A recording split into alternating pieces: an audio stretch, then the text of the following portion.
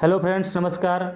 हमारे इस चैनल पर 10th क्लास के मैथ का चैप्टर बाय चैप्टर का सलूशन किया जाता है।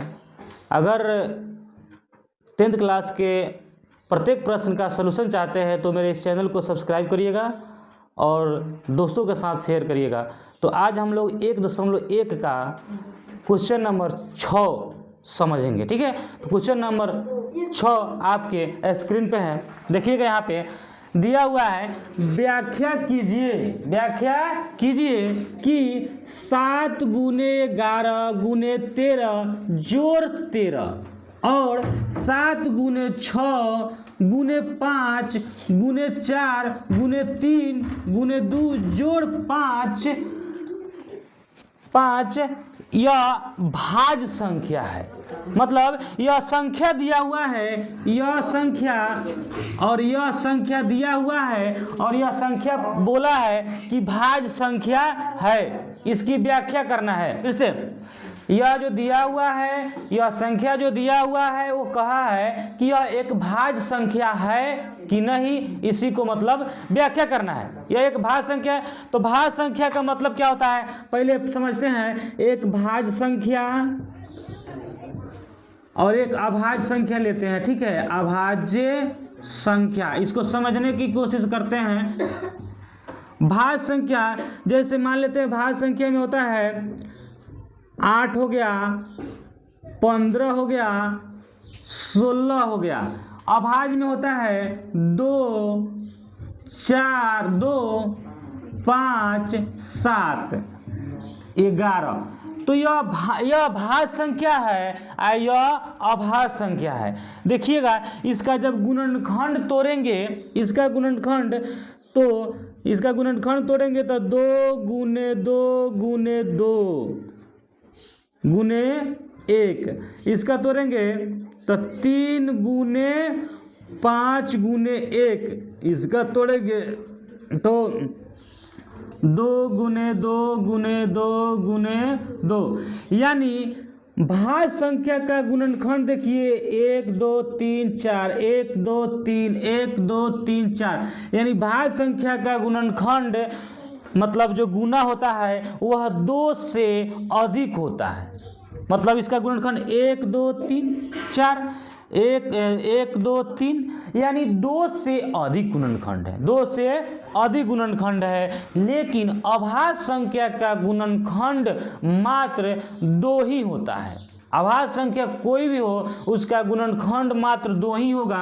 उसको कैसे, देखिए समझिएगा। जैसे 2 है तो 2 का गुणनखंड अगर करेंगे तो 2 गुने 1 होगा।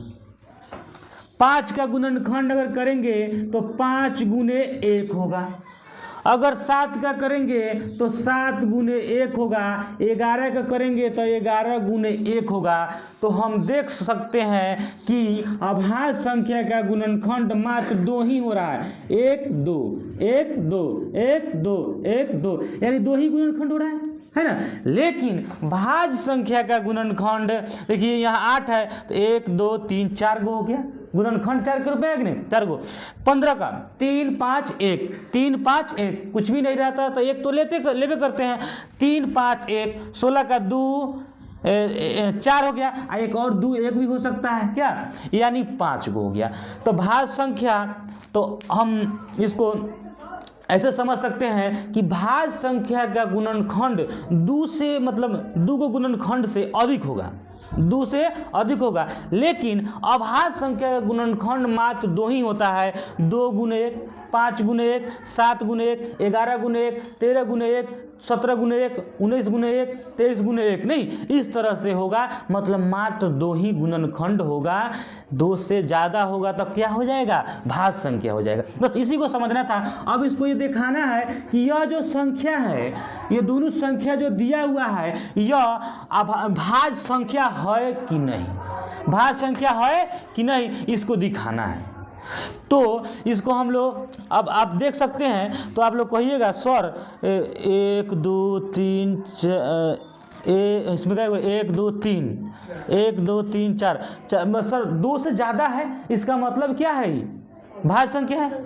भाज्य संख्या ना, लेकिन इसको सिद्ध करना है पहले। ऐसे ही भाज्य संख्या इसको नहीं कहेंगे, अब इसको सिद्ध करना है कि भाज्य संख्या है कि नहीं। अब यहाँ पे इसको, इस संख्या को दिखाना है कि भाज्य संख्या है कि नहीं, इसको दिखाना है कि यह भाज्य संख्या है कि नहीं। तो पहले इस संख्या लिखते हैं 7 गुने 11 गुने 13 जोड़ 13। यहाँ पे गुना ही नहीं है, 13 है। तो 13 को देखिए, इसमें अब इसमें कॉमन क्या हो सकता है, देखिए प्लस रहता है तो इसमें इधर 13 एगो है और इधर 13 है ना, ये प्लस है। तो इसमें 13 हम क्या करेंगे, कॉमन ले लेंगे। 13 कॉमन ले लिए तो ये बचा 7 गुने 11 और 13 कॉमन ले लिए तो 1 बचेगा, तो उसको 1 नहीं लिखते हैं, जोड़ यहाँ क्या बचा 1। ठीक है, यह हो गया। अब उसके बाद में यहाँ लिखेंगे 13। अब 7 11 7 77 आ जोड़ 1 बराबर हो जाएगा 13 आ गुने 77 1 78, यानी यह 13 गुने 78 आ गुने 1। तो अब बताइए इसका जो गुणनखंड है 2 गो से ज़्यादा हो गया कि नहीं, 1 2 3 हो गया। तो यह संख्या क्या है, भाज्य संख्या। तो लिखेंगे चूंकि इस संख्या का गुणनखंड